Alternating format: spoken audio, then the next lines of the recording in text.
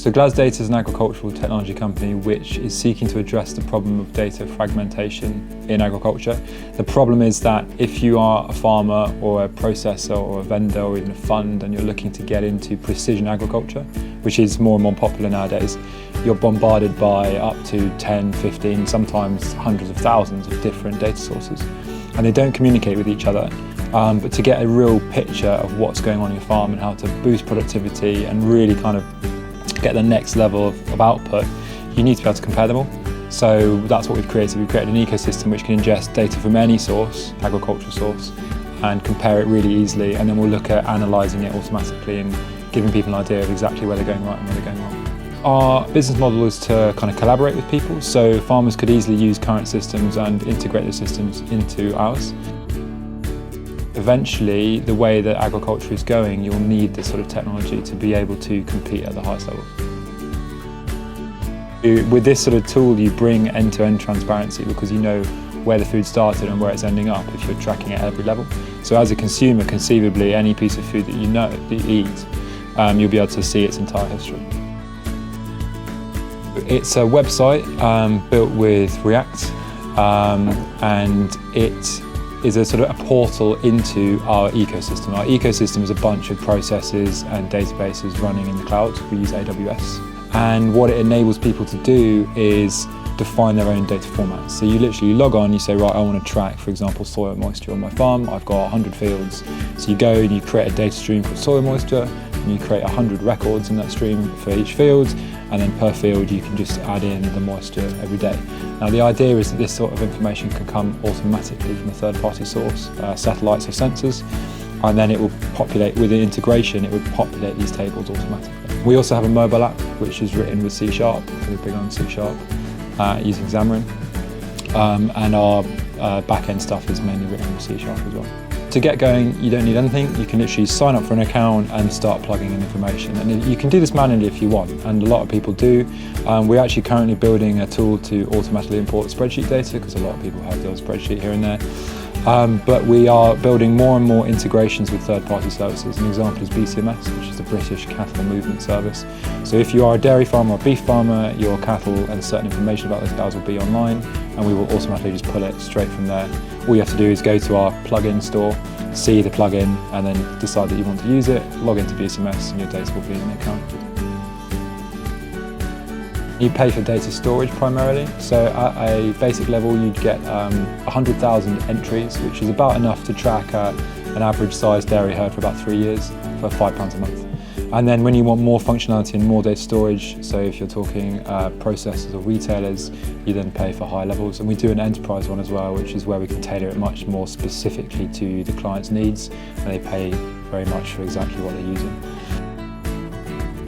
There will be other bits of functionality that will come into the system, like automatic analytics, and we're actually moving down to the machine learning and AI route, and this will cost extra on top. We are unique to the market in our sort of openness and our desire to tie everything together. There are lots of products out there which do allow people to collect data, and there are lots of products out there which will help track certain diseases or do very specific things, but they operate in a sort of closed wall approach, where they don't really communicate with the outside world. So first of all, we're trying to bring these things all together in a common system, and then second of all, we're trying to bring this other functionality like this disease tracking and things like that. There's a guy from New Zealand who's just he's just brought his business over to Cornwall, and he tracks TB. And the whole point of what he did in New Zealand was to track it over a period of time and then be able to predict where it's next going to hit. And if you go to that area before the disease gets there, you can take quite good preventative measures. And that's the best way of killing a disease, basically, because it gets to the new area and has got no hosts, or no valid hosts. So he wants to do the same thing over here, and he was talking to us about using this technology in order to track the data required. So you can take this approach with any given disease. It could be like ash dieback, or it could be an animal disease, it could be foot and mouth, whatever it is. But you need a really accurate technology to be able to do this.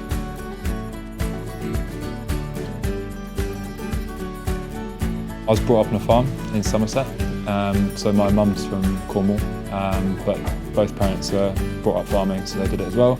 And then I went away to university and trained I didn't actually do software at university, but I trained as a software engineer in my own time.